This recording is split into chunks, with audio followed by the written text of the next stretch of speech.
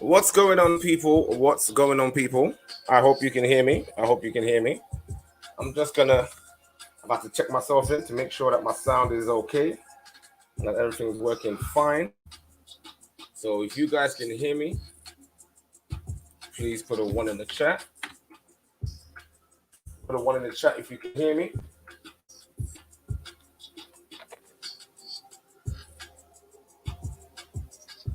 Excellent, excellent, excellent, excellent, excellent.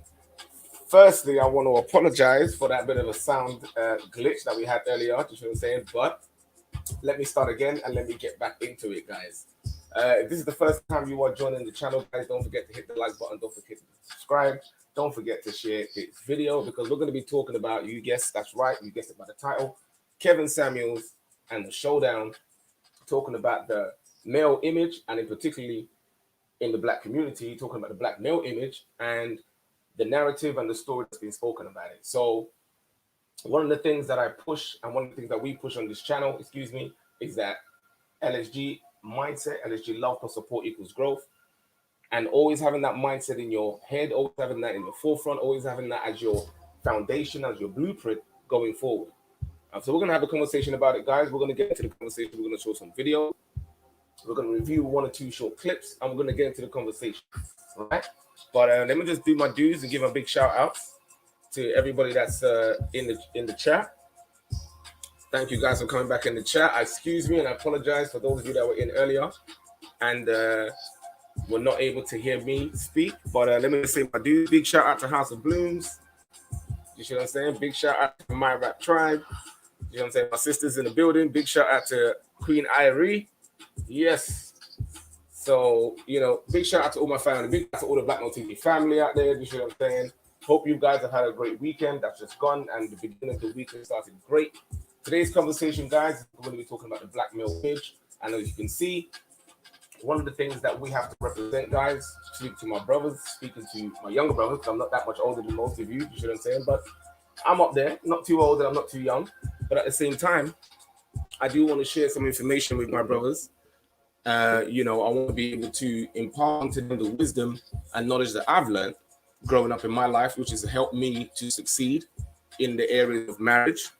Been together with my partner 17 years in the areas of child rearing, being a parent, being a father, and dealing with the things and the ups and downs that you have in life. So Nightly Notion platform podcast is here for you guys so that we can have a conversation about it. It is a male space, my sisters, you see what I'm saying? But you are welcome to hear the conversation. Your positive input is most definitely welcome and required.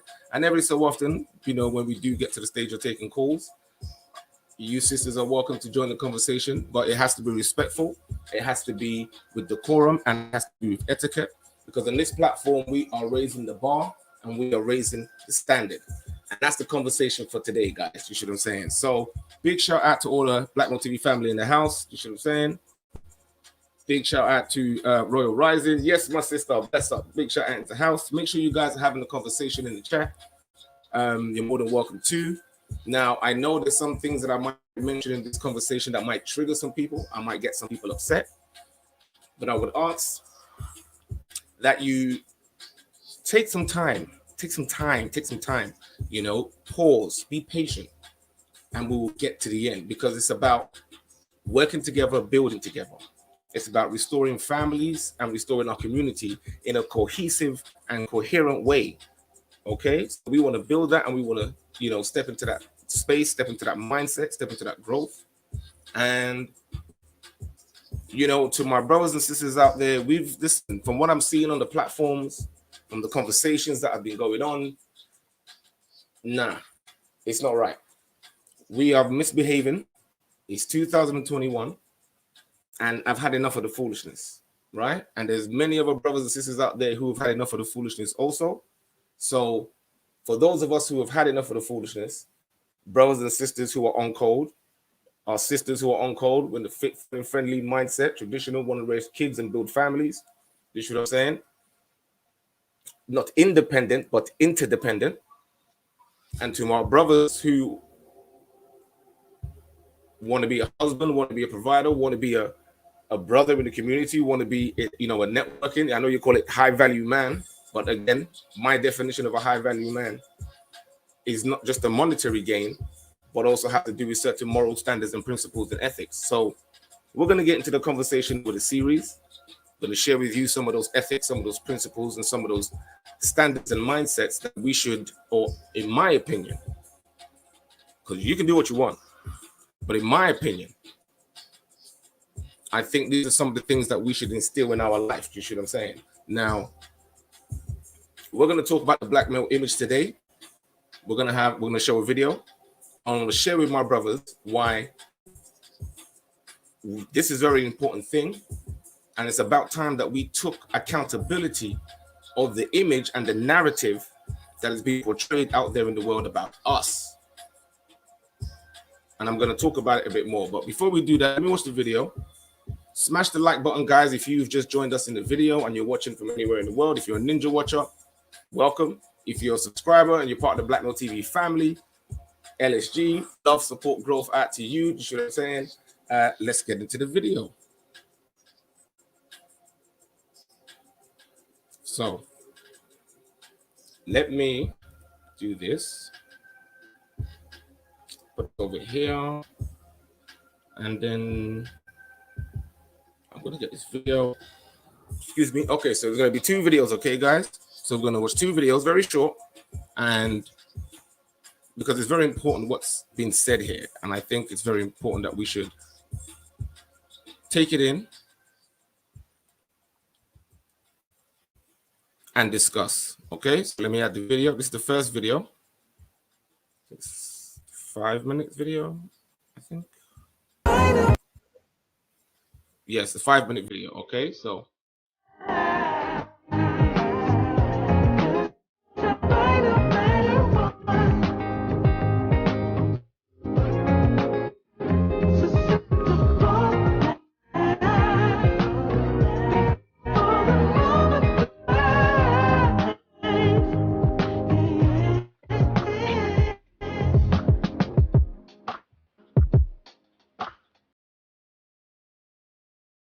Hey, what's going on? What's going on? What is going on, man?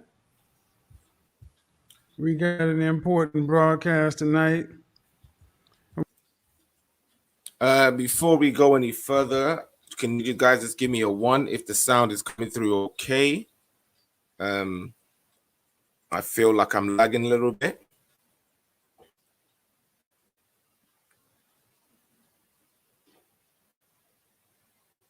If you give me a 1 in the chat to let me know if the sound is coming through okay, guys, I'd really appreciate that. Just to make sure that we're still back on code. Okay, so let me play the video again. We're going to get right into it. Excellent. Thank you. Appreciate it. Get right into this one. This is one of the few times I do a show before my show. So sorry, before I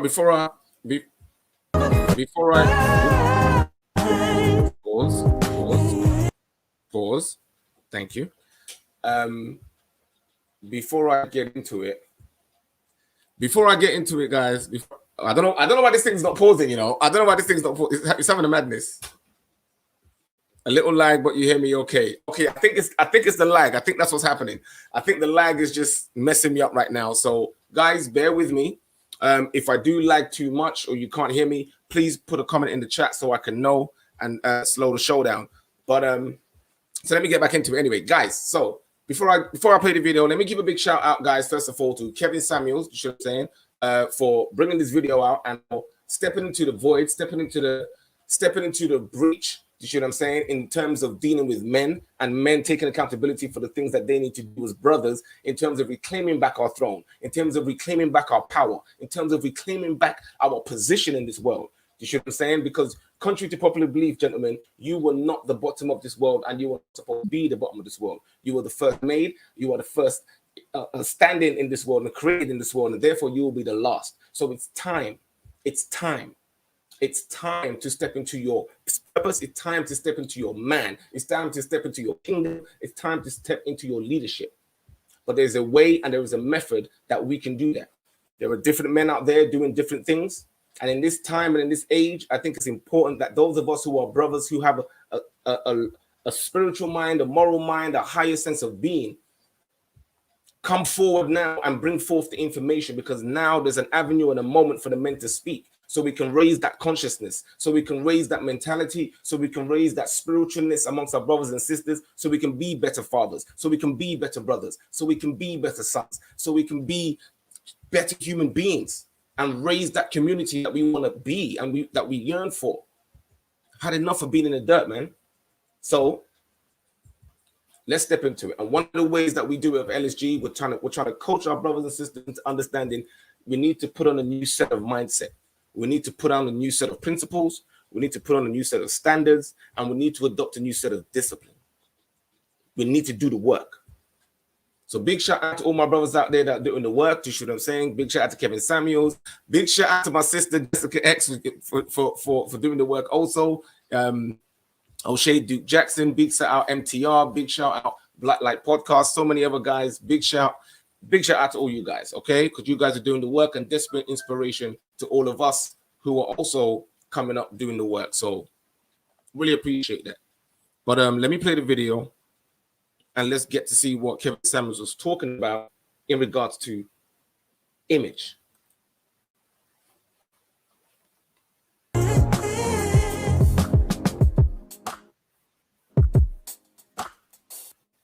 Shout out to the CIA. What's going on? What's going on? What is going on, man? We got an important broadcast tonight, and we're going to get right into it. We're going to get right into this one. This is one of the few times I do a show before my show. But this is because I'm going to talk about a subject matter that needs a conversation with the family. Conversation with the family. So this is not an everybody conversation. This is a conversation I think needs to be had. And we're going to title this one, Image as Power. Birth of a Mindset. Birth of a Mindset. A lot has been going on online this last weekend, especially with the brother Kwame Brown. Shout out to you, brother. A lot of stuff's been going on with that. And as a certified image master, certified image professional, somebody with extensive background in professional marketing and advertising, I think it's time for me to teach class. It's time for people, black people in particular, black people in general, black men in particular, to understand the power of image. Image as power. I've spoken about it in many different ways, but I'm going to take you back to the beginning. Sit back, relax, fair use.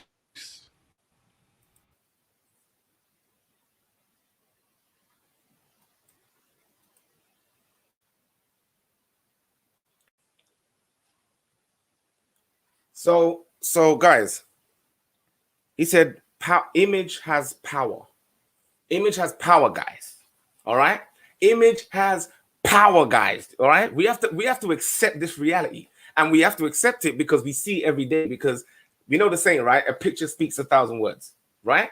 So if a picture speaks 1,000 words, the sheer fact that they put things on the mainstream media, on the screens, on the billboards, on our phones, we are constantly being bombarded with images, advertising, messaging, a narrative, a story. This is part of the corporate marketing and, the consumerism lifestyle. It's infected and infiltrated in every single aspect of our lives and in our society. It teaches our children. It entertains us. It schools us. It teaches us. It's more importantly, family, it raises our children. And this is something that is prevalent, especially in our community. And it's something that we have to take accountability for as a whole. But in this conversation, we're going to teach the men We're going to speak to the brothers, and we're going to speak about your image. We're going to speak about your image and how it's been portrayed. I'm not talking about the vilification part. I'm not talking, we know you've been vilified. You know you've been ostracized. You know you've been economically castrated. We know that this is what has happened to us. We can accept this. And I'm not using that as an excuse. But what I'm saying is, family, we're in a time where we have a chance. We have an opportunity. We have the strength, the power, and the ability to change our image.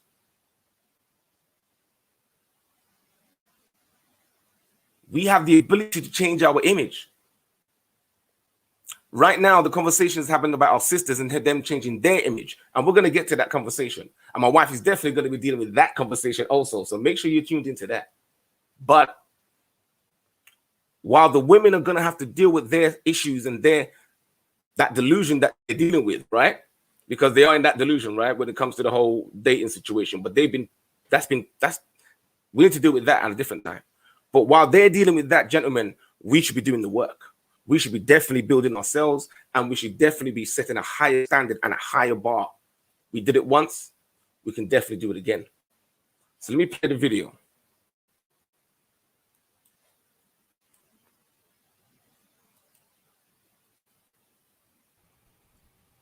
Features a cynical and unglamorous depiction of the Civil War from the perspectives of a northern family and a southern family. But the second act of the film, which focuses on Reconstruction, is the real source of controversy. In Piedmont, South Carolina, newly freed slaves are shown celebrating instead of doing their jobs, living off government handouts, and joining all-black militias to intimidate peaceful citizens for no real reason. Reconstruction is wholly painted as a disaster. The black vote is equated with white disenfranchisement, and a radical Republican congressman named Austin Stoneman is thrilled.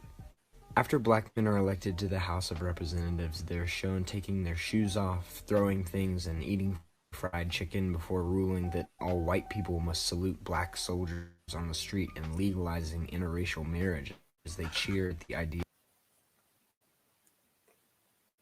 So let me just pause this again right here, family. Okay, let me just pause this again right here. So this video that Kevin Samuels is dropping down is called "Birth of a Nation." You definitely need to go check this video out. You definitely need to go watch it. It's a 3-hour video, very old video. The original video was made in like 1918, 1915 or something like that, right? They made a remake of it. They made a remake of it in 2000s or thereabouts, something like that. Very old video. Anyway, the point is, during the time when this video first came out, it was made in motion picture, right? It was made with 12 reels, the first time it was ever done, okay? What was very interesting is what I want you to hear about what they did in making this video, because the script, the director, the producer, everything that went into the manufacturing and producing of this video was a lie. It wasn't based in any truth. It wasn't based in any fact or history. It was just complete hearsay, make-believe, and old stories mashed together like folklore. But what was the catalyst? What really made this really huge? The fact that it was the first time motion picture was being shown. And when people who lived in different villages and different towns and cities all around, especially in the United States, who had never interacted with people of melanated skin, even though slavery was there and they had segregation, so people were separated. They never dealt with that. So this is the first time they will be seeing people of melanated skin, you and me, live on the TV screen, on the motion picture. Now, we all know how powerful Wakanda was in Black Panther, right? So you can imagine people seeing this for the first time and what they would see. What was the image that was portrayed about us? Let's watch. Of marrying a white woman. One day, a former Confederate soldier named Ben Cameron, who is in... Let me take that back, family, because you almost missed that part. I want our sisters to hear that part. Taking their shoes off, throwing things, and eating fried chicken before... Okay, so they said, gentlemen, that you, black man, back then, looking presentable, who were the original Republicans, who were elected into office in Congress, right? They said you were in there with your shoes off, bare bottom, right? Throwing your shoes around the place and eating chicken.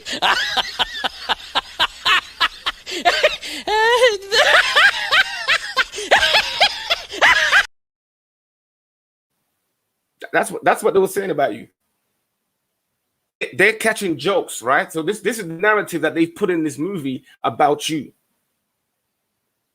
So, sound familiar? Barefoot, running around, eating chicken, not taking anything seriously. This is what they said you were doing in Congress. Let's see what else about your image that they said.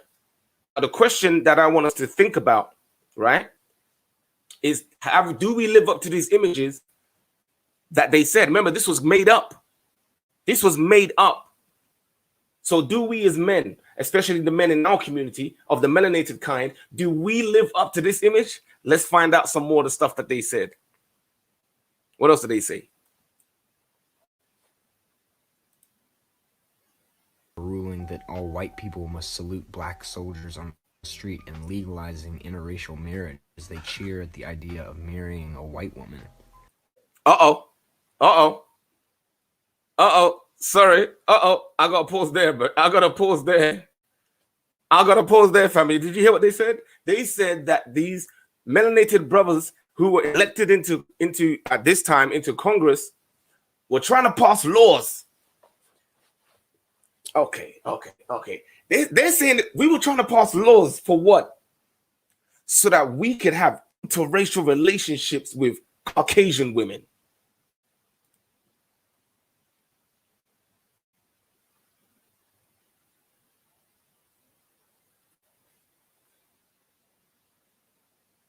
That's what they're trying to say to us, right? That's what they're trying to say to us. They're trying to say to us, right, that this is what we were doing back then, that we were trying to have interracial relationships with Caucasian women, and we were trying to pass the laws. Remember, this was a movie that went out nationwide to people who were segregated and never interacted with melanated people. What is the perception? What is the image? What is the image? Let's go on. One day, a former Confederate soldier named Ben Cameron, who is in agony over the ruination of his people, sees some kids being scared away from one of their friends underneath a tarp, and he gets an idea for the Ku Klux Klan, the organization that saved the South from the anarchy of black rule. After a small group of Klansmen attack a black barn burner, many more members join, and Stoneman is infuriated, vowing to crush the white South under the heel of the black South before forcing his daughter Elsie, Ben Cameron's fiancée, to break off her engagement to him.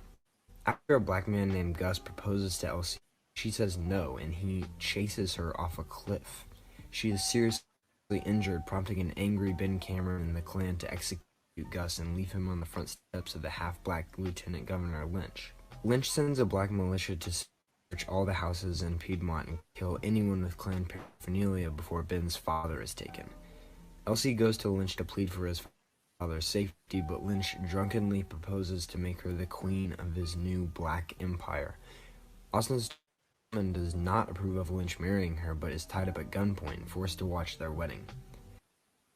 Meanwhile, Ben and the Klan win an epic battle against Lynch's militia to take back Piedmont before Ben storms in to save Elsie at the last minute. White people rejoice while black people run home in fear, and during the next election they are physically intimidated by the Klan and staying home, and the film ends with Margaret Cameron marrying Phil Stoneman and Elsie Stoneman marrying Ben Cameron, followed by the title card, "Dare we dream of a golden day when the bestial war shall rule no more, but instead the gentle prince in the hall of brotherly love in the city of peace, as Jesus Christ makes an appearance to preside over the wedding reception." Now, I hope you saw that part there at the end, right? Where they go, Jesus. They had Jesus. You know what I'm saying? He was providing over, you know, and that's just for the record, for all my Christian family out there, that image that you saw there of alleged Jesus Christ was not the image of Jesus Christ. That is actually the image of Cedric Borgia, the second son of Alexander VI of Rome. Okay, so go check it out. He's called Cedric Borgia. They made a show about it, the Borgias. So you can go check it out to find out what kind of person that was and the image that they used to paint Christ. But that's a conversation for another day. But no, actually, no, that's very important. Actually, that's very important in this actual video, because if you think about it, right, on one side they've got the black man and they're showing an image, right? They're showing an image of you looking terrible, of you trying to chase down Caucasian women, you know, trying to start race riots, trying to you know, being unruly citizens, you know, dressing inappropriately, eating chicken, right? So the fact of the matter is, they've showed you in a negative light, but on the other side, they've given you a false image, right? Claiming that this person is Jesus Christ in the image. That's not who Jesus Christ is according to the description in the Bible. And the image of the person that they gave you was not even a righteous Caucasian. And that lets you know the demonic mindset of the system that we live in, of the powers that be. Because their agenda is to deny, destroy, discredit, and destroy, excuse me. That's what the image is, and that's what they've done with your image. So the question is, and they've done this for decades. They've done this for decades, family. Just so you know, right? That's what they've done with your image. And right now, your image is completely flawed in the eyes of different people. They have completely had victory over that. Flawless victory. But it's not over. It's not over, gentlemen.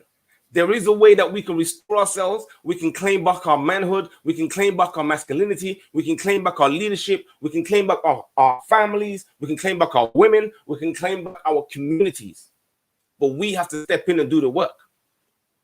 And the work is not a financial gain, brothers. You need to wake up to this. Are you not sick and tired of the foolishness?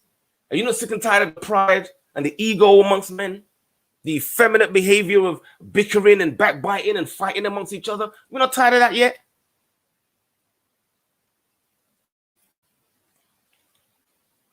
The very behaviors that you're displaying today is what they use in a video, and it was made up. And they say, what you visualize becomes reality, right? What you visualize becomes reality, right? We take liberties of our brothers and sisters in the church because we talk about visualizing. We talk about, you know, having faith and seeing the thing before it happens. Yeah, we laugh at them and we be kissing jokes at them. But look at what the image was, the effect that it had, excuse me, on our people. They made it up. They made it up. They took you for jokes, family. You know what they did? They transformed you from an upstanding man, child of God, into a joke. What did you say, nigga? Yeah, that's right. That's what I said. They took you from an upstanding, righteous, morally centered, polygamous, just so you know, family. Let's not play that game. Don't worry, I'm in the history out. Family-centered, traditional-centered,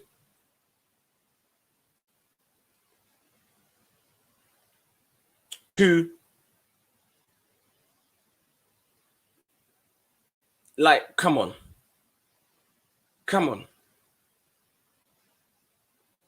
We need to stop that. That's right. House of Blooms. That's right. What you visualize becomes reality. Let me talk some of these chats. What you visualize becomes reality, family. And this is what we're going to try and teach you in the coaching, what we share in the coaching. We're going to try to share with you to visualize. We have a visual conceptualization of consumerism, buying, spending, showing off, ego. And I did report in the last video the other day, if you want to go check it out, especially in the UK, within the last 10 years, we've gathered zero wealth. Zero wealth, family. Yo, zero wealth. Nah. Listen, if there was ever a time where people were saying, listen, they don't need to enslave us no more. We enslave ourselves. Yeah, they enslave us. Gotcha, bitch. That's what I'm saying. They be laughing. They be like, nah. And then what? Every year that comes around, what do? We celebrate their holidays, we celebrate their feast days, we do all the rest of those things, and we perpetuate the image of what they made up. So let's finish the last 30 seconds of the video.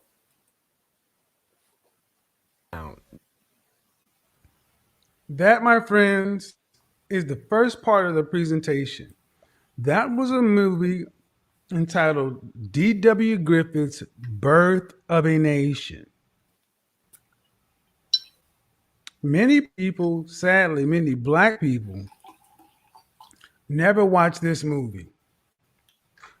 And some of you have only heard of Birth of a Nation as the latest remake with Nate Parker.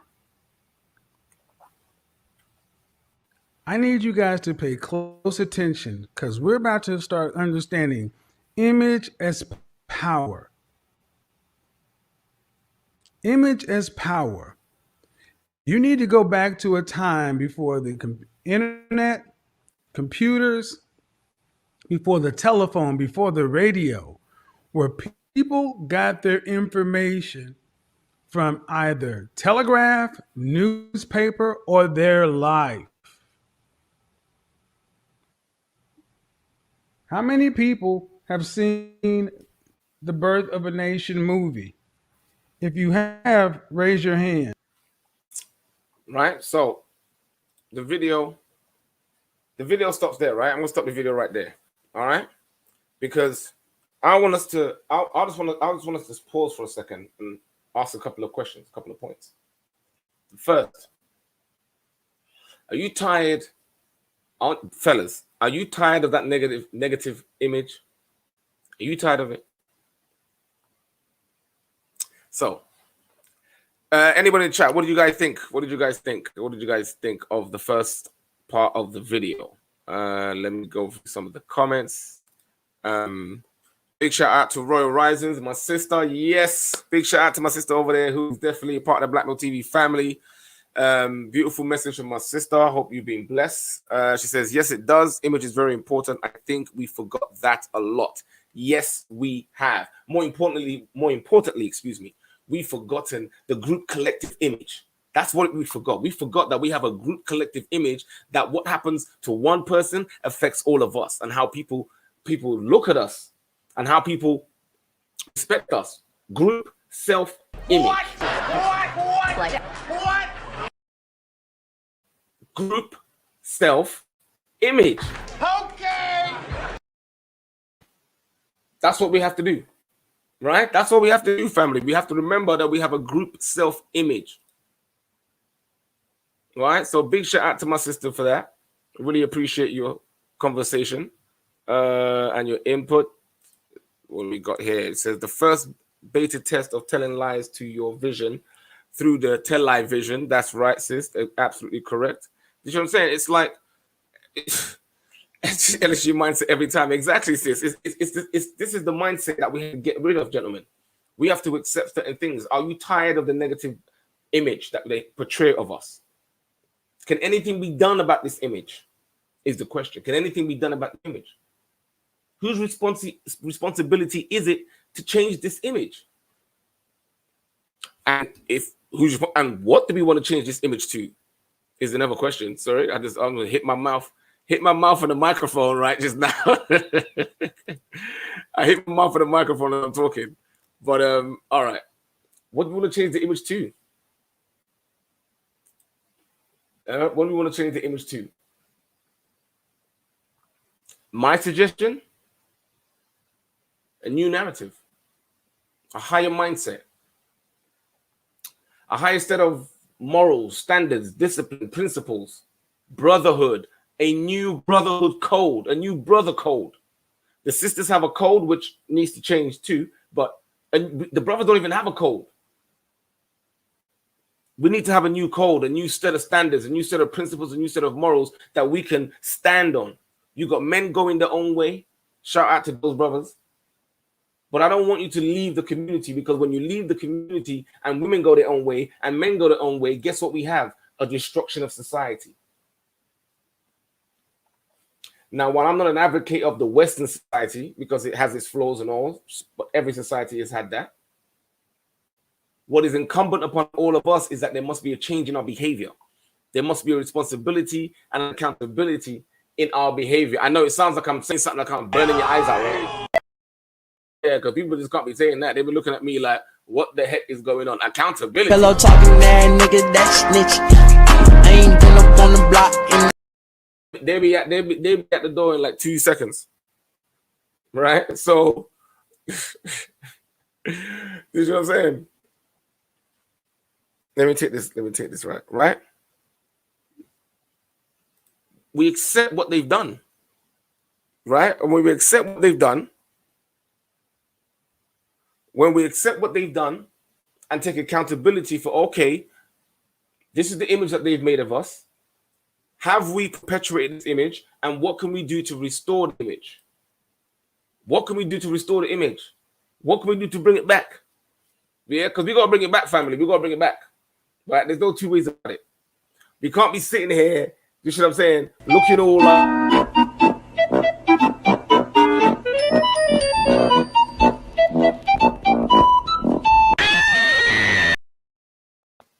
We can't be doing that, family. Yeah, we can't be moving like that. Okay, we got to move with a certain level of standard. We got to move with a certain level of, a certain level of intention, a certain level of conviction, confidence. So with LSG mindset, love, support, growth. Right? Love, support, growth. We talk about it all the time. We talk about it all day, every day. Right? Because love stands for a set of principles, a set of pillars, a set of actions that make you behave and act in a higher way. It makes you behave and act to a higher standard.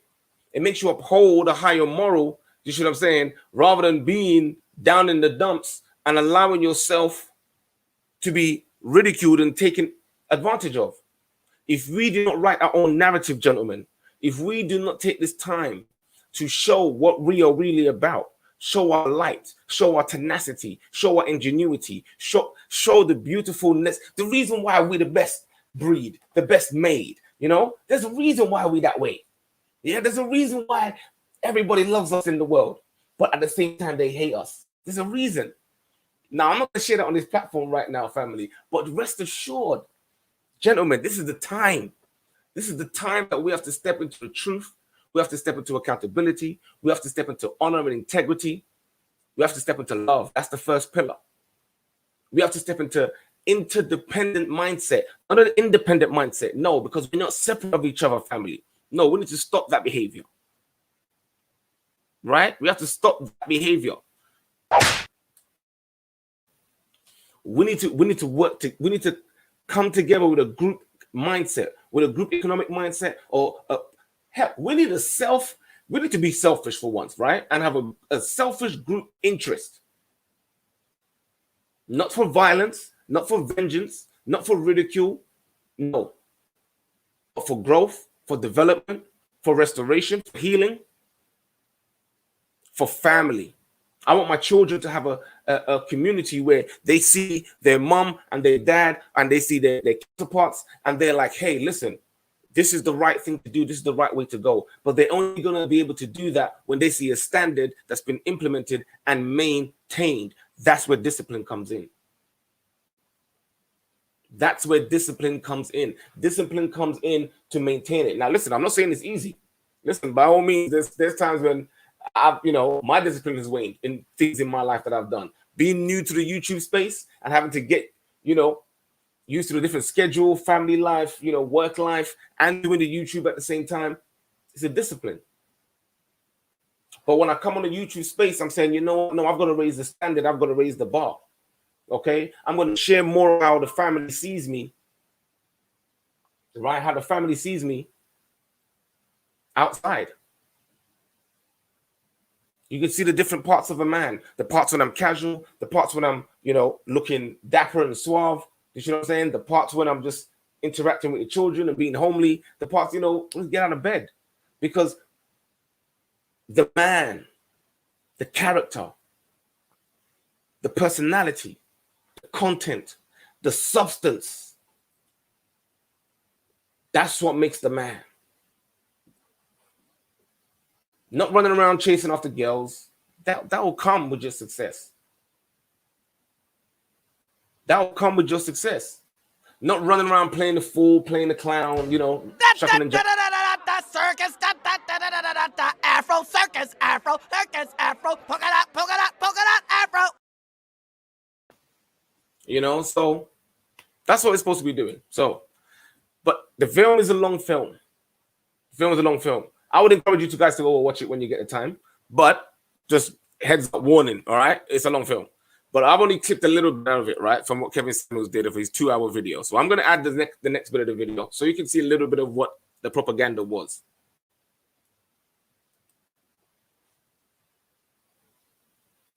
Because we need to get into the next part of it. The next part of it, the part that really sticks. See, a lot of times we get talked about racism and white supremacy, and a lot of that stuff, I mean, that stuff has its place.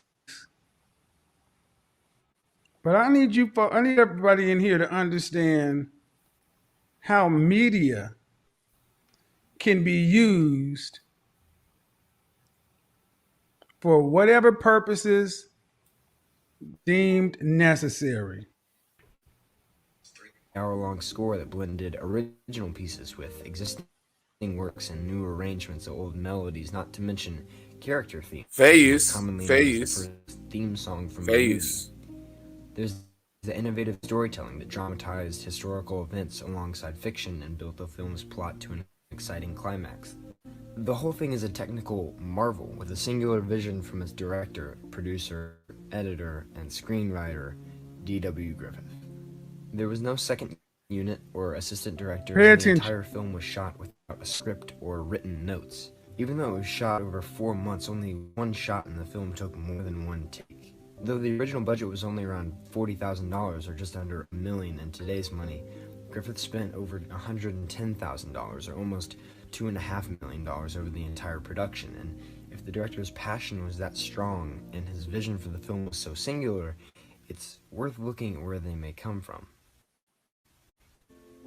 David Ward Griffith was born in 1875. Don't always follow the money. 10 years after the American Civil War, to Jacob Griffith, a former Confederate colonel just outside of Louisville, Kentucky. He grew up hearing his dad's imaginative war stories and receiving all of his education at home because his family was poor. He began his career as a playwright and an actor before directing his first film for a studio called Biograph in 1908. He must have liked directing because he continued to direct 48 more shorts that year and 400 over the next 5 years. All of these films were one reels, roughly 12 minutes long. It's often said that The Birth of a Nation is the first American full-length film, which is entirely false. It wasn't even Griffith's first full-length movie. Entirely false. Just so you recognize, entirely false. However, The Birth of a Nation was the first American 12-reel film, making it a far more epic affair than other feature films, which were averaging around 4 to 6 reels. But before he could produce such a big project, he left Biograph for a studio called Mutual Films that would allow him to make what would become Birth of a Nation. Fair use. It's worth noting that there were two major outside influences on the film. The first being New South revisionism, a turn of the century. Now understand, this is the man who made the movie. And what did you hear? He was born 10 years after, not long after the Civil War. 10 years after the Civil War. To a dilapidated country that was split between North and South. And this movie is going to have more to do with how black male images are portrayed today And it's sad that many of you never even heard of it. Academic repainting of the Civil.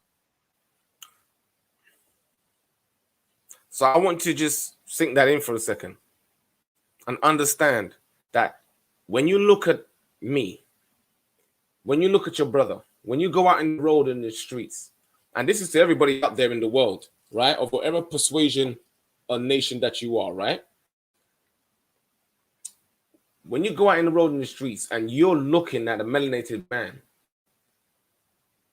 so-called black man, what do you see? Do you see what comes to your mind? You know what I'm saying? Is it the perceptions? Is it the perceptions and the misnomers and the prejudice? What comes to your mind? Because we have to understand we're all raised by somebody, right? And some things and our environment all had an influence in that. You know, damn, who raised you? I said, bitch, who raised you?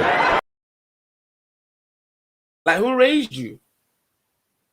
What comes into your brain? Who raised you?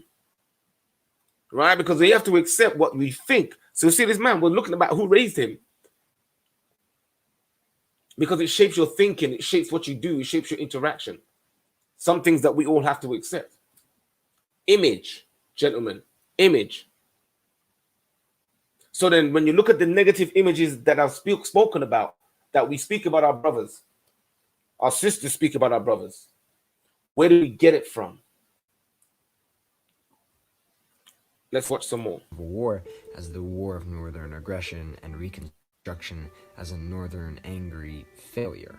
It's common knowledge now that there's a lot that New South revisionism got wrong, considering Reconstruction was not punitive and the North did not start the war, but it was an extremely popular idea. So popular, in fact, that Woodrow Wilson, sitting president and former historian and president of Princeton University, was a leading academic of revisionism and is even quoted as a scholarly source in the film, defending the notions that the goal of Congress during Reconstruction was to put the white South below the black South and that the KKK was a force for good. One of your presidents was a fan of new revisionist history. Listen to what it said. Woodrow Wilson screened this movie at the White House. It was screened before Congress, before Senate, for the House of Representatives, before Congress. And the president was mentioned in this movie. Oh, you guys you're going to school today. Pack a lunch. The other major influence was... You got to see this, gentlemen. You got to see this. So this movie, prior to this movie, you didn't have these stereotypes. A lot of them. You didn't have them. Because remember, there was segregation straight after. He was born 10 years after the Civil War, right? I think it was like 1875, thereabouts, 76. Don't quote me if I'm wrong. I'm not an American. If there's an American out there watching this video, please leave a comment in the chat to just remind us all whether that's 1875, 76, or thereabouts. But anyway, so he's born 10 years after that period, and he's made this movie. Say it is about, I'd say probably 1950s, so probably like late 20s, early 30s, thereabouts. So mind you, segregation at this point. So you have a whole group of people, Caucasian majority, are not interacting with black people. You know what I'm saying? And likewise, it's very little. So when this movie comes out, it now shapes the narrative and the perspective. Imagine what happened if we take ourselves back, if we don't believe that this happened. Let me give you a couple of examples.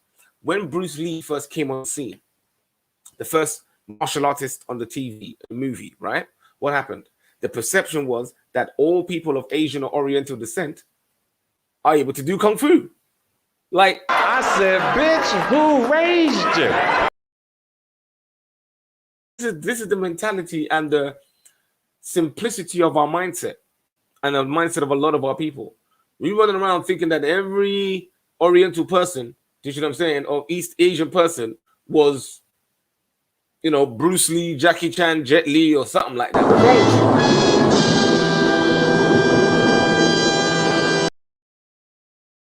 No, stop it, right? I'll give you another example. Another example was when what was the film? Rocky, right? Rocky with Sylvester Stallone, right? He was Italian, right? When that movie came out, what happened? Every brother under the sun who was Italian or Mediterranean or thereabouts, you know what I'm saying, thought he could box and he can, he could put his dukes up and he could be like, yeah, you know what I'm saying? It's like, we can do this. It's like, bruh, like You are really dumb. stupid. For real. Like, bruh, come on. Really? Like, really? Let's be serious now. Like, really, really. You know what I'm saying? Like, so, another example, Scarface. When the movie Scarface came out, every brother under the sun, whether they were Caucasian, whether they were African American, black, they was like, hey, but say hello to my little friend, man. I didn't get that, man. You know what? I don't have say hello to my little friend, but everybody thought they were San Andreas, right?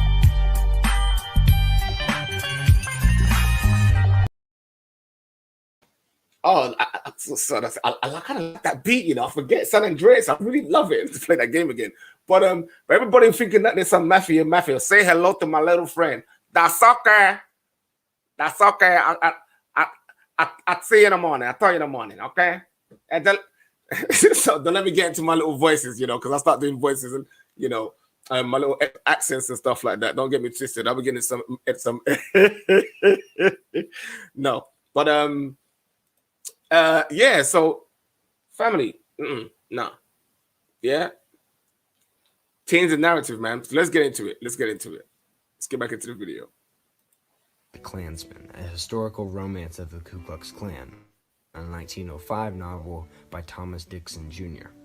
It rode the same revisionist wave and was specifically designed to tell Northerners to maintain racial segregation on behalf of the South. Despite being controversial, it was adapted into a play the same year as its release, and it drew record-breaking crowds in states like South Carolina and Virginia. The vast majority of people who heard about the Klansman actually heard about the play, not the book, and while Griffith's adaptation was not entirely direct, it was just as inaccurate and grotesque as the source material. While the racism of the film is unquestionable, to ask, was D.W. Griffith a racist, would have to be answered as yes. But, as his biographer Richard Schickel puts out, he was less of a staid racist and more of a careless thinker who fell hard for others' ideas.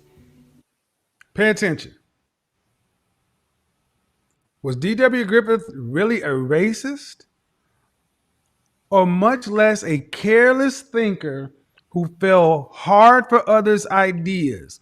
And I want you to ask yourself, how many people today in media, modern media, are careless thinkers who fall hard for other people's ideas? Oh, you are. Woo! Rarely.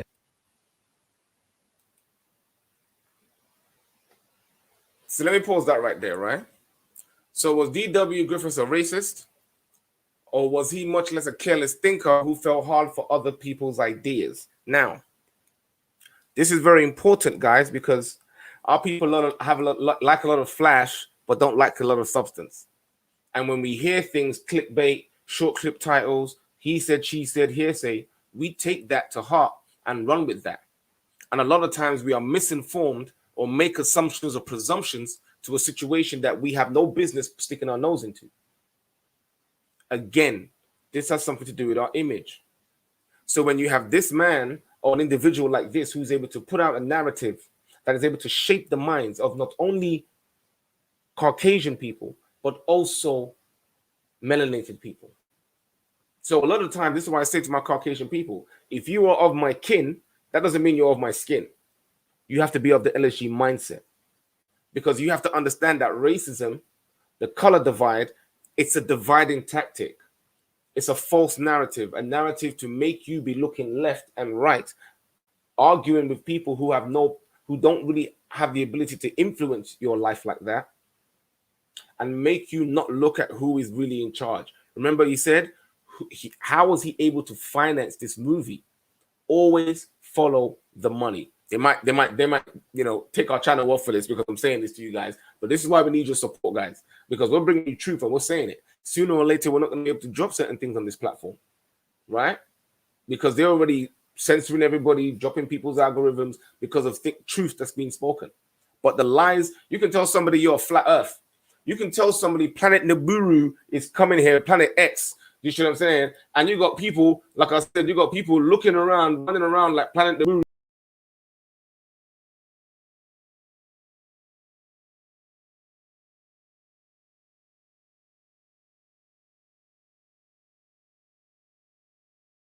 Stop that. You see what I'm saying? There ain't no Planet Nibiru coming. You see what I'm saying? There ain't no, like, come on, stop it. All right. People be scoring own goals for them, but they let that stupidness go out. But when I'm talking to my people and I'm talking to my brothers and I'm saying we need to step into a different mindset, right? We need to step into a different game.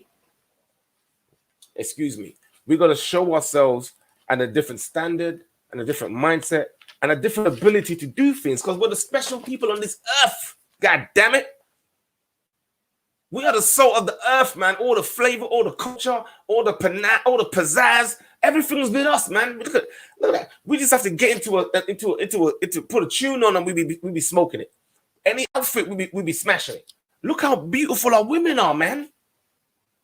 We are the salt of the earth, the flavor of the earth, the most beautiful in the world, and we sitting here arguing. Gentlemen, are you not tired of the image?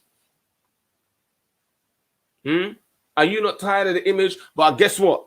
People are going to come on this platform, going to watch this video, right? And they're going to be looking at me, talking to me like, What did you say, nigga? That's how some of our people be coming on this platform. I did a video the other day talking about how we as a people, right, in the last 10 years have not, in the UK specifically, have not gathered any wealth. That's like scoring an own goal. Oh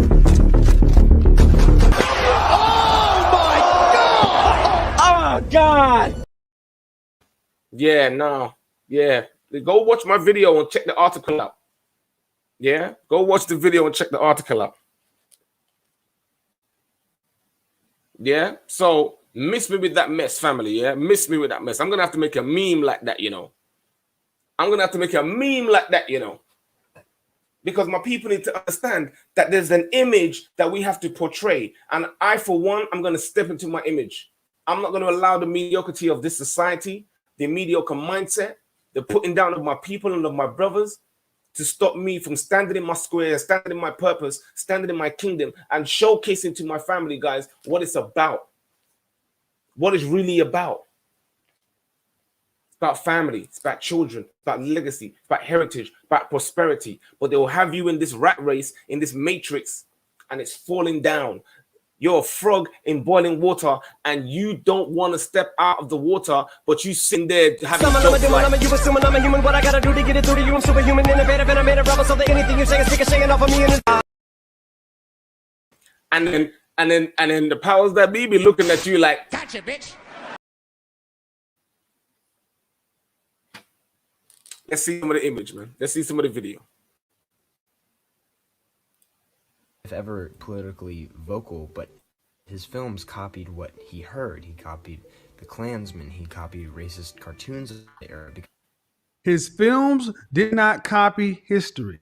Copied what he heard around the house, what he heard from his daddy, what he heard in cartoons.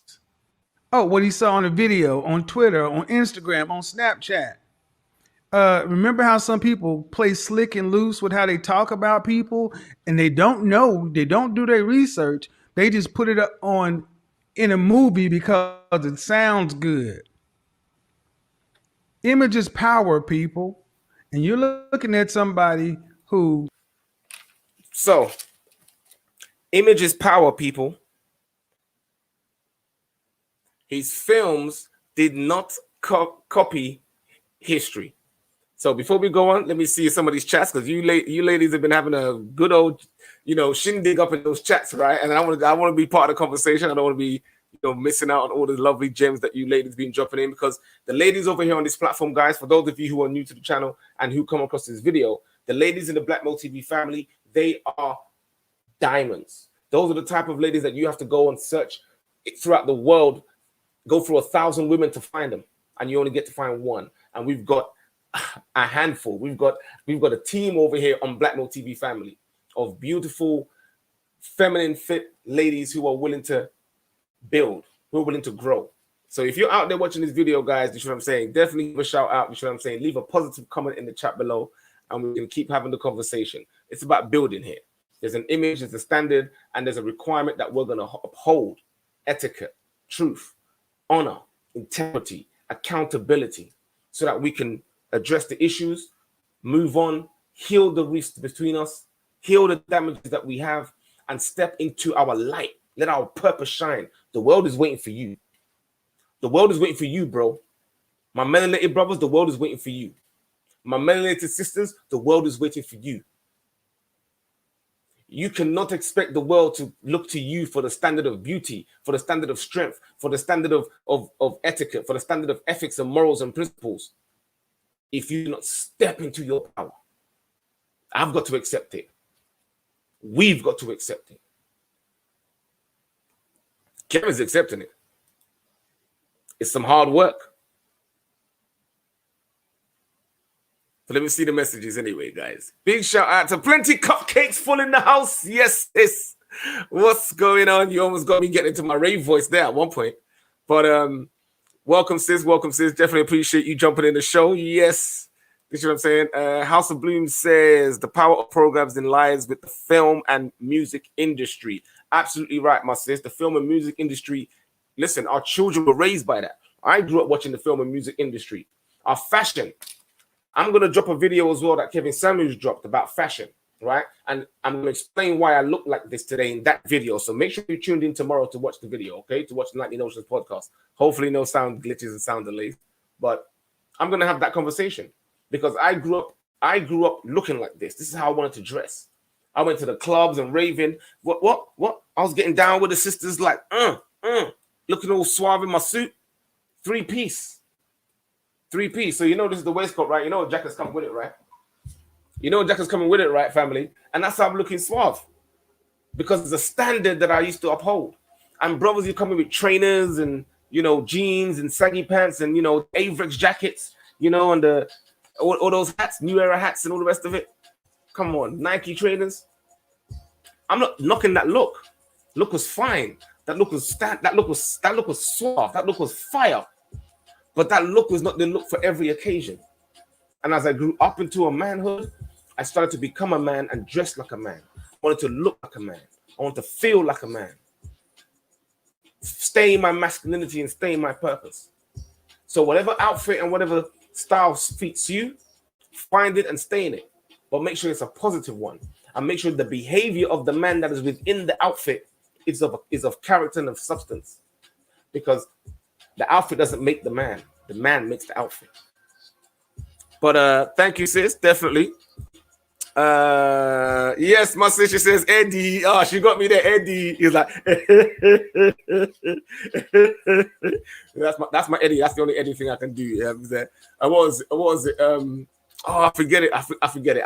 When I get back into my little train, my little, you know, things, I'll get back into it. Big shout out to Royal Rising. She says the media have worked overtime on perpetuating stereotypical images that conveniently fit their agendas.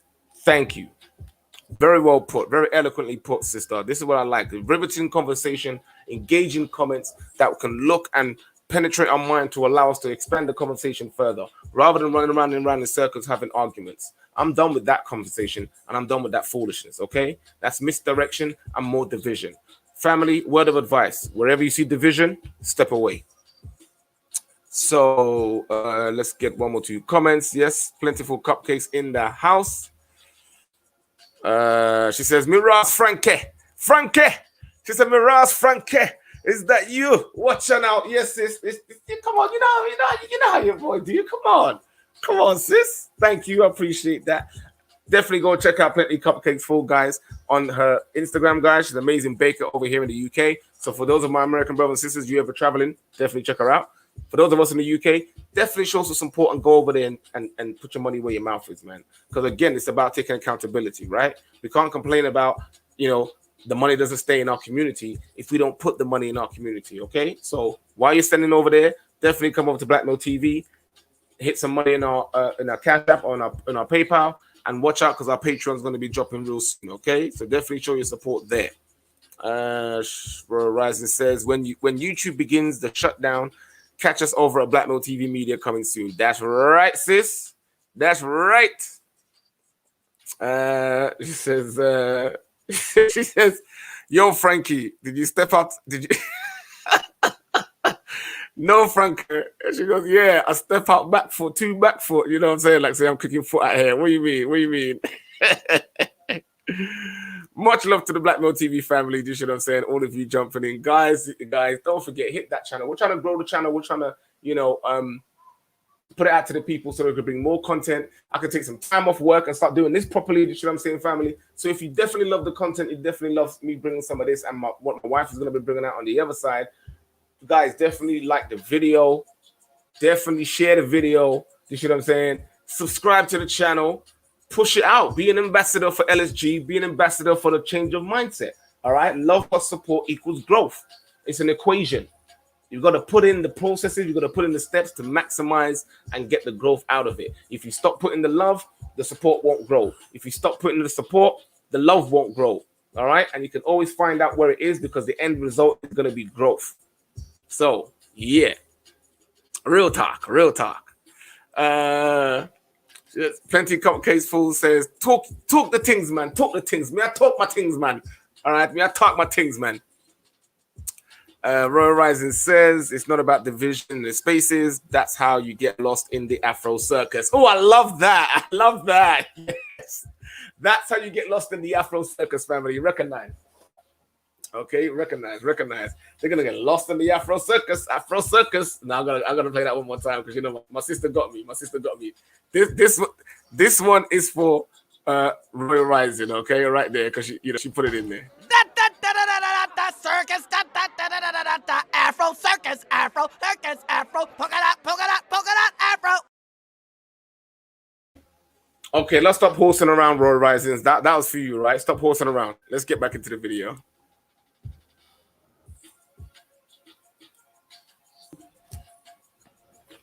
This is where we talk about this great conspiracy.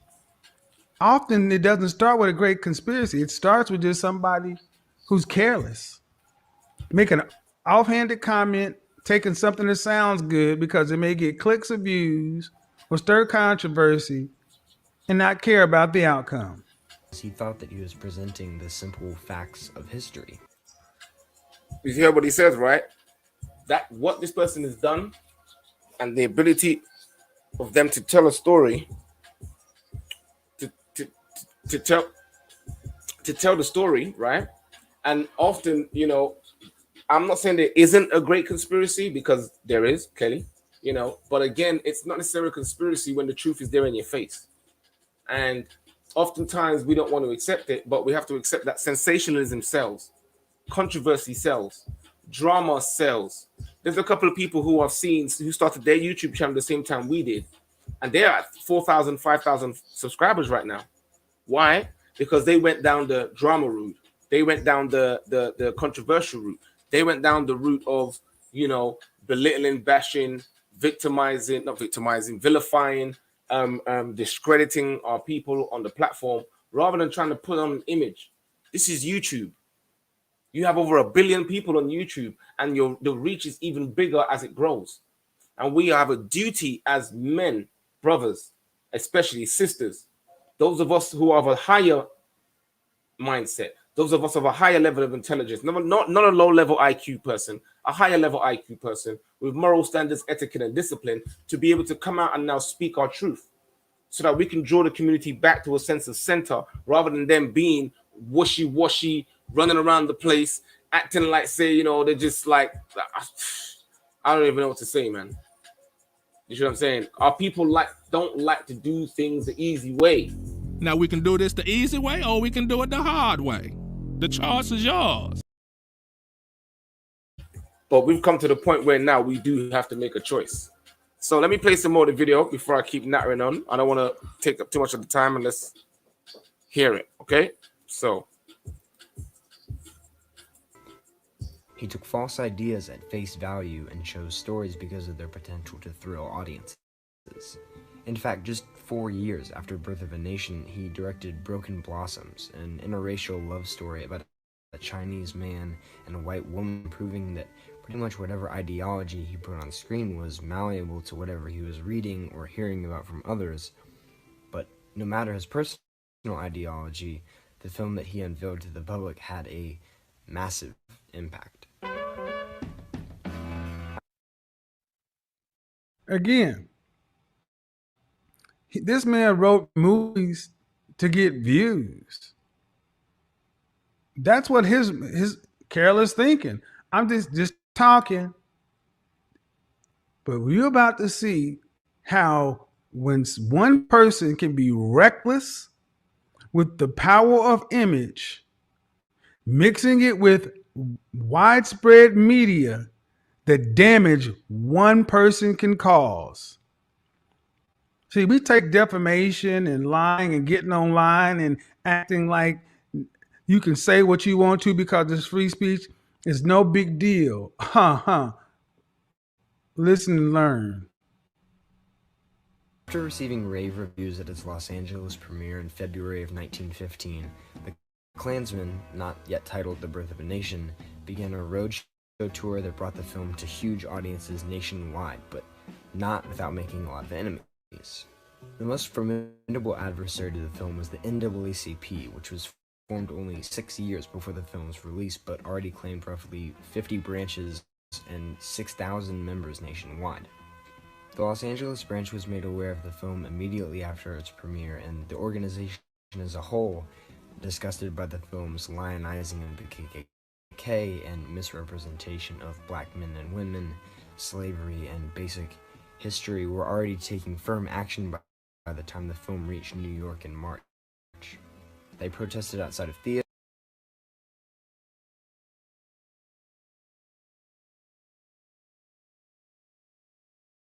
I'm gonna hold it. Excuse me. I'm gonna hold it. They mounted a public education campaign to expose the film's historical inaccuracies, and they called for censorship and bans on the film as well.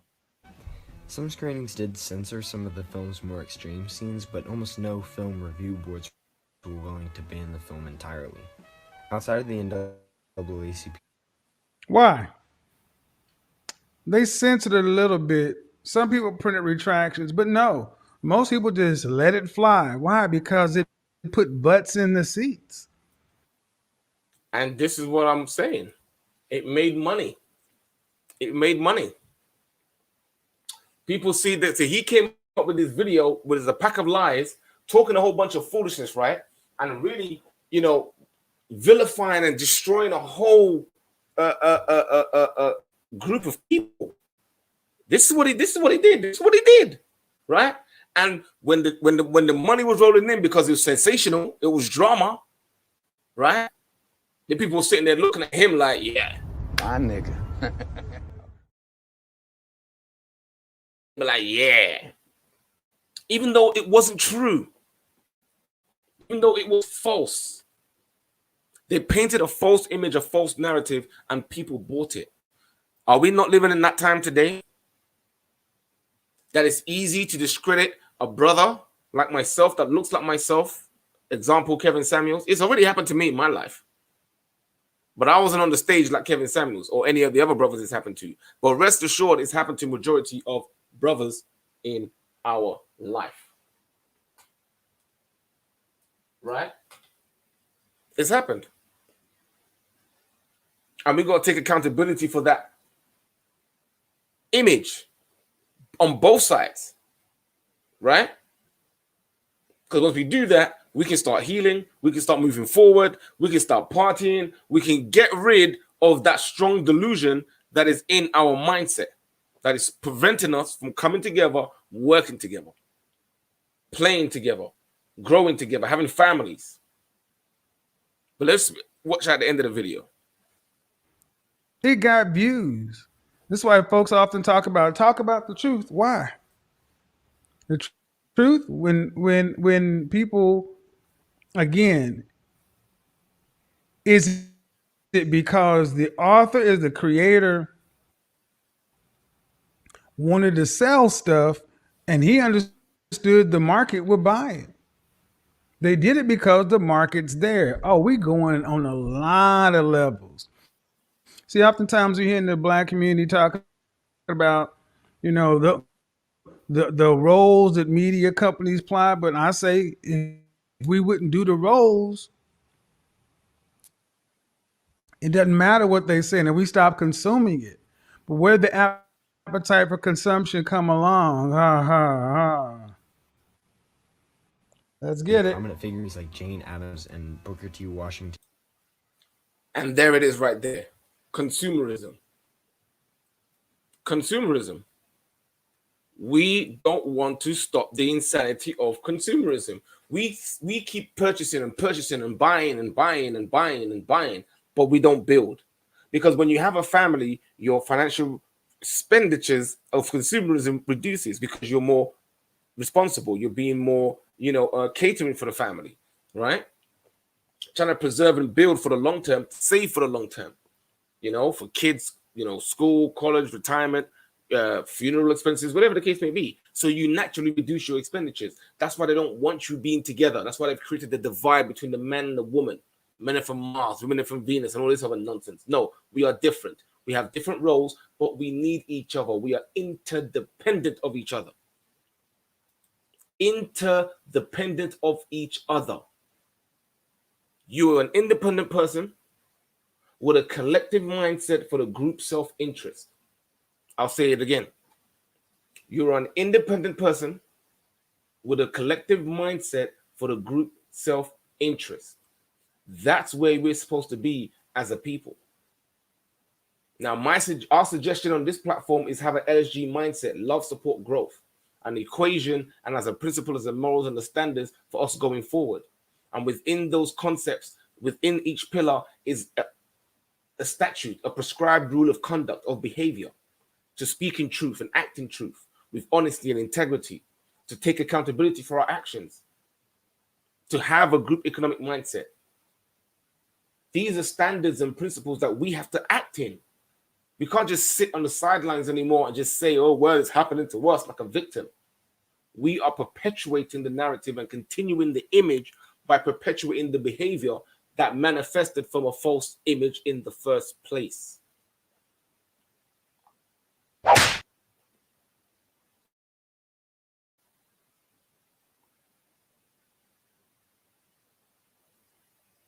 And the result of that brings you here. Your grandmother, your great-grandmother actually could work with a black man with more trauma. Because they understood that the black woman and the black man are on the same side. Now that we're all free and independent and we could do whatever we want to, why would we seek to, be one with the black man? We even think that.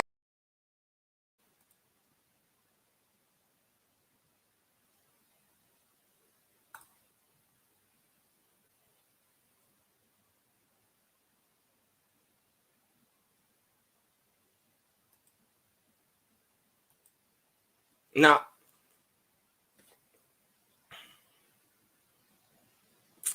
okay, Roy Rising says, same thing happening today, and no one cares because it brings in the money. Exactly, views and numbers. So we stay of the circle of recycling toxic information, imagery, and behavior. We've got to unlearn to relearn. Exactly, sis. Thank you. That's very powerful. Big shout out to my sister over there, Royal Risings. Always dropping some, amazing gems and amazing bars and pushing the conversation forward, because that's what we need to do. Push the conversation forward. Recycling the same old and regurgitating the same old nonsense, acting as if to say that we are doing something fantastic. Mediocre behavior is not something to be praised. We are the salt of the earth. We set the standards. So if we're setting the standards, we have to lead in the standard. And we can't be leading in the standard of ratchetness. We can't be leading in the standard of effeminismness within our men. We can't be leading in the sense of masculinity in our women. The world laughs at you. And to my brothers who I speak to, you heard the video from the young sister. I don't even blame the young sister, to be fair, because she's in a delusion, right? We have to get that one out, right? I'm gonna have to get the doctor out to explain what this sister's statement actually broke down to. Hi, I'm Dr. Tracy Marks, and I make mental health education videos. A delusion is a fixed false belief. And despite evidence that goes against what you believe, you still believe it. I'm independent. Independent of what? Gentlemen, you acting effeminate. You independent and you your own man. You're gonna get rich or die trying. No, because being independent of each other is not conducive to our community, our family, our legacy, and our heritage. Because there won't be any if we go our own way. Gentlemen, step into your field, step into your zone, step into your light, step into your purpose. Let's pick up new set of principles. They're written there. There's many schools of thought that you can go to. I choose particularly the scriptures, but within each of them, there are standards and morals that you should be able to attain to be able to learn and step into them. Truth, honesty, integrity, group self-interest, an interdependent mind, and self-preservation. We got to change the image. So let's go on. We're almost finished, guys. Thanks for tuning in. Thanks for watching. And were publicly outspoken against the film. However, as it spread nationwide, riots would break out in and outside of theaters, but even though it drew extreme controversy, it drew even more extreme success. Exact records were never kept, but it's likely that it was the highest grossing film to date and retained that title until the release of Gone with the Wind in 1939. It played New York City for 44 weeks, and ticket prices topped off around $2.20, or over $50 today. Critics were amazed, and audiences were captivated.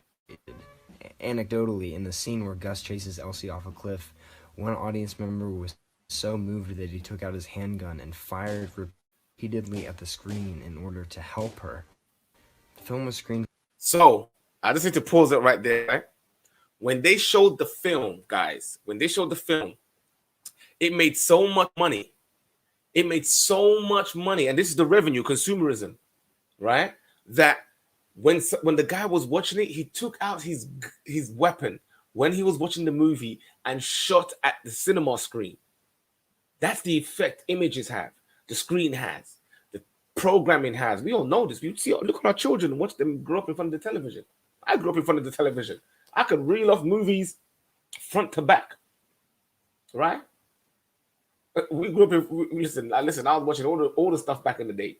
Teddy Ruxpin, Inspector Gadget, listen, all of it. You know, Tom and Jerry's, Ren and Stimpy. You see what I'm saying? All the cartoons and stuff. You know what I'm saying? That's the Liam Muttley. You know what I'm saying?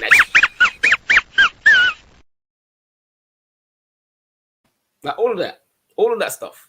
You know what I'm saying? So, it has an effect. And now they're using it's a weapon that they use against us to manufacture and make more money from us. The Matrix showed it to you with Keanu Reeves. Big shout out to Kevin Samuels, man. Big shout out to all the boys in the manosphere. This is great content because we have to accept where we're at. And I think it's only by the men accepting accountability and stepping into that space, you see what I'm saying, first, as we are doing now, and setting a new set of principles and standards, then the women will follow. Or they can stay in the Western kingdom and fall with the West because it is falling, in case you didn't know.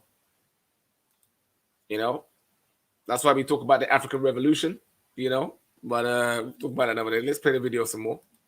We're almost at the end.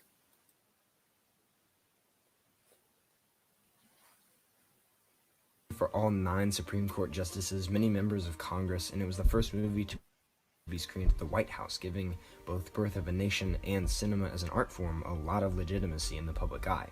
The quote, "It is like history written with lightning, and my only regret is that it is also terribly true," is often attributed to Woodrow Wilson, but it was more likely from Thomas Dixon Jr., the author of The Klansman, and an old friend of Wilson's who arranged the screening and loved the movie.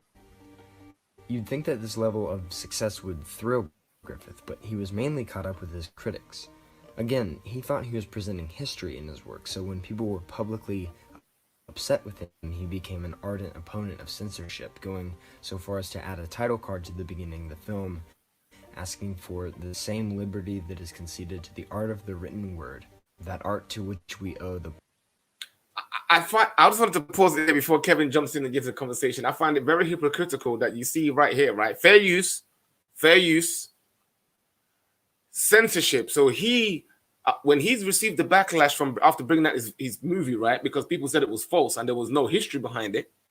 When he got the backlash, he's now put in a disclaimer in the front of his video or the movie, excuse me, to say, we do not fear censorship, for we have no wish to offend with improprieties or, and I can't read that, obscenities, but we do demand as a right the liberty to show the dark side of wrong. And he is pushing propaganda, lies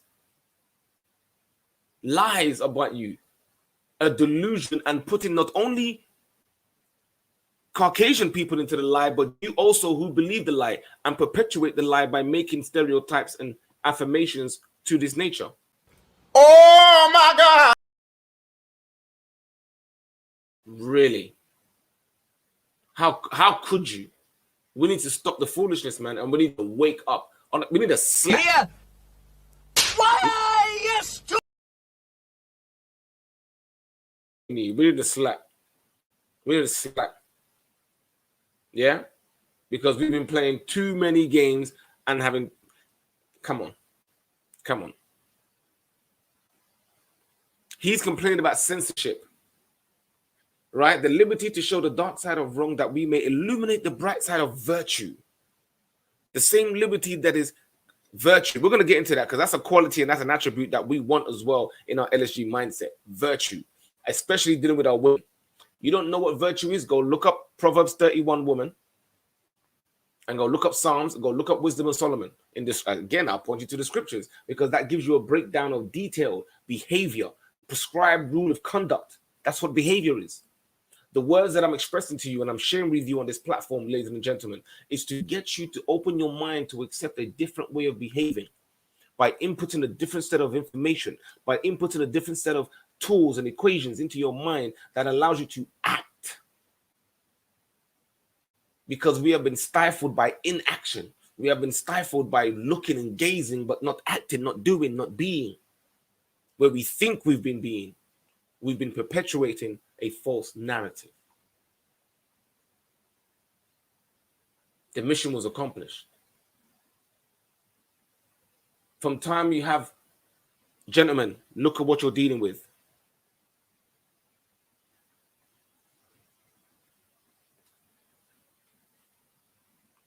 Let's play the video. Bible and the works of Shakespeare.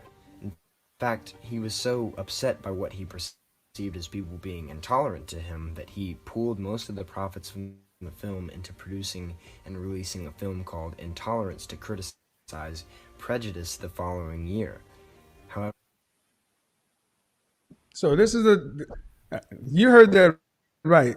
He thought he was presenting history because he was a careless thinker and just presented stories, facts, rumor, innuendo.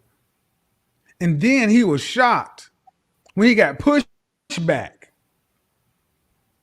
to where he became the victim. Didn't we see this play out just today?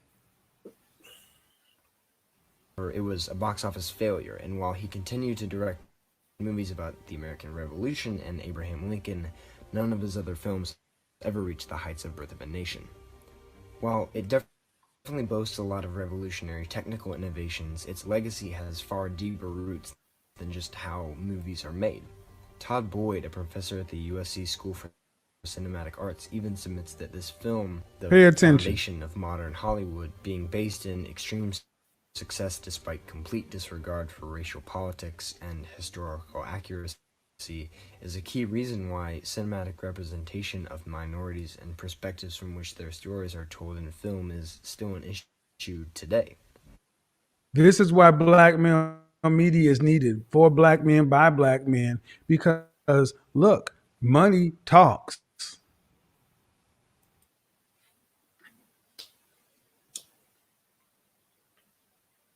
Kevin's not wrong. Kevin's not wrong.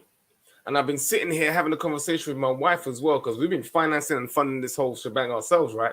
And we're sitting there thinking about, we could do more, if we could do more, if we could do more. And we've got our people spending money on Gucci bags, red bottoms, going on holiday, stunting on Instagram with a fake lifestyle to try and get more clout from more people rather than putting your money where your mouth is.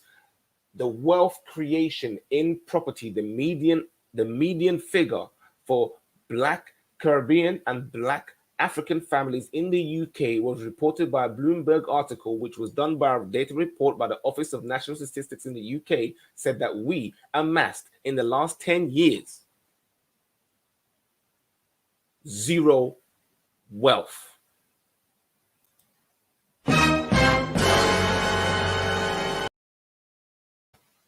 Zero wealth. And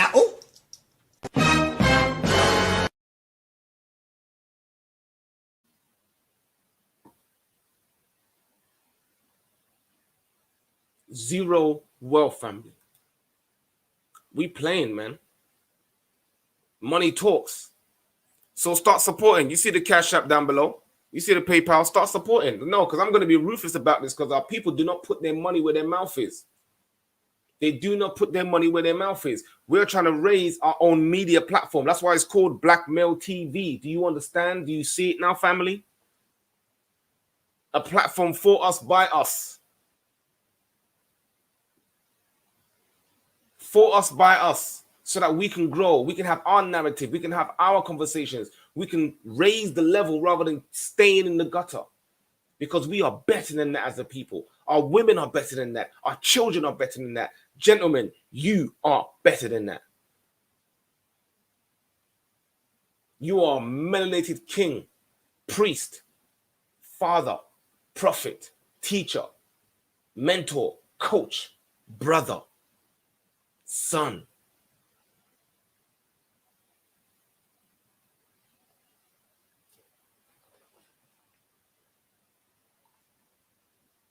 You're going to be about it?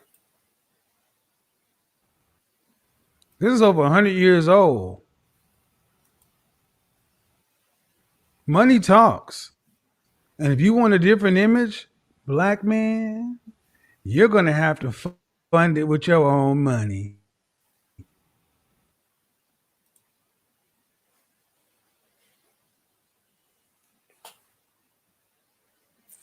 So I got to say, I have to give it out to Kevin. I have to give it up to Kevin. So remember the 5 points that I spoke about earlier. Gentlemen, are you tired of the negative narrative of your melanated male image? Can anything be done to change that image yourself by taking accountability? Whose responsibility is it to change it? And what do we want to change it to? It's a new age and a new time. We need a new narrative and a new mindset, a new set of goals, a new set of standards, a new set of principles, and more importantly, with a new set of brother code. Because between brother code, it should be interdependent mindset with a group self-interest, self-preservation. Because when we build, the women will come. When we build, the children will come. But we must first build each other first. We must first love each other again, forgive each other. I forgive you if you can forgive me. Let's put aside our differences and the 20% of disagreement that we may have, and let's start putting this work in to start building this kingdom. Because the kingdom come not by observation. You can't sit here and look over there and see if it's going to come. And it's definitely not going to come in any of those religious places that you think that by doing rites and rituals over and over and over again, it's going to come to some fruition. It's not. The kingdom come by doing the work. The kingdom, I'll say it one more time, in case you never heard. Some of you be sitting up in the background, sitting up in the back there, be like Little John, like, you know what I'm saying? Yeah, talk about what? Yeah, you heard me right. You heard me right. We're gonna put the work in. I don't hear no sad songs and sad tunes.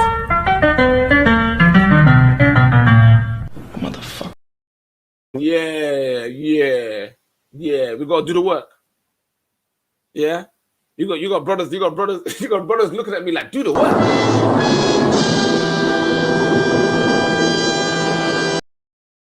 Yeah. Do the work. Yeah. We gotta do the work. Time to raise the standard. Time to change. Time to bring a new image out. Look suave. Look dapper. Be in your square.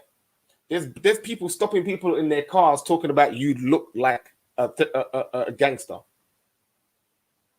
Even our cars are profiled. It has an image. Such and such melanated men drive this car. Well, so do CEOs.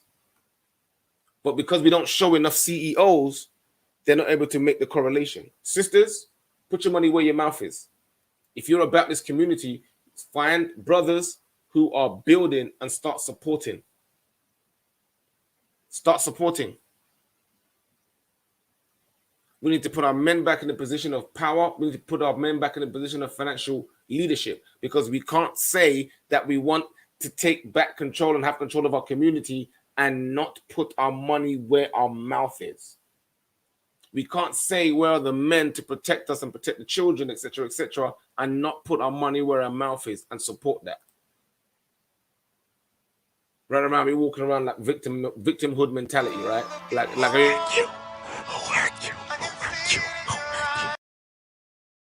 I don't know about you, man, but some of us need to be walking around here like this, man.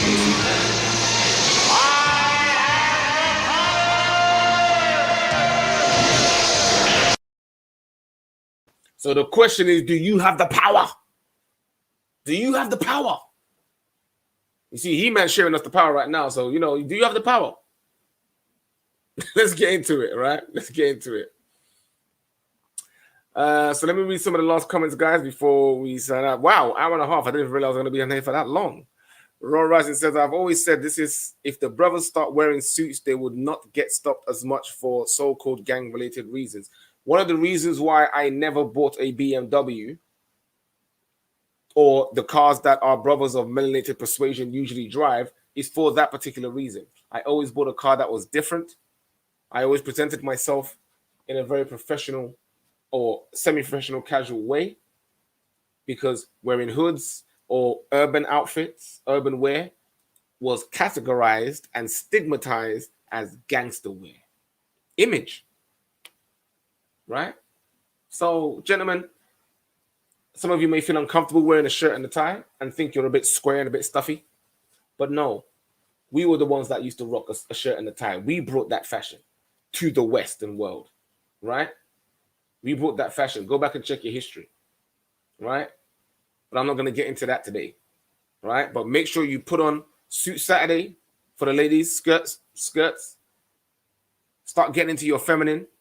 Come out of the tracksuits. I'm tired of seeing women walking around in their pajamas down the street. Fellas, I'm tired of seeing your pants hanging down your behind.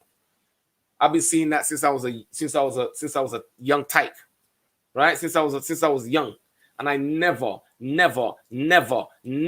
pulled my pants down below my backside. Never did it. I said, bitch, who raised you?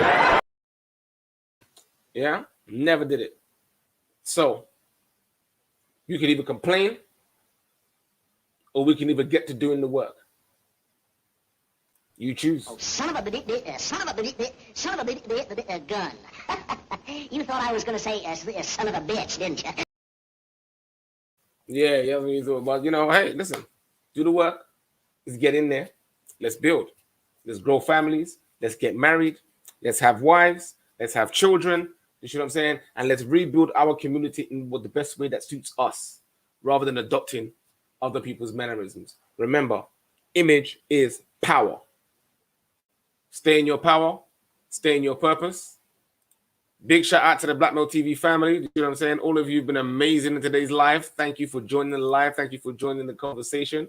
Again, please hit that like button on your way out. Smash the subscribe. You know what I'm saying? And hit that bell notification so that we can continue having this narrative. We can continue having this conversation. The algorithm will be friendly to us and we'll put out the content. So, family, much love, much blessings. Stay in your purpose. You know what I'm saying? Ladies, stay fit, stay feminine, stay friendly, stay inspirational. Gentlemen, stay with an LSG mindset. Stand in truth, stand in honesty, stand in integrity and accountability. Show love. Build with the brotherhood. And let's do this work. All right? So, peace, family. I'm out.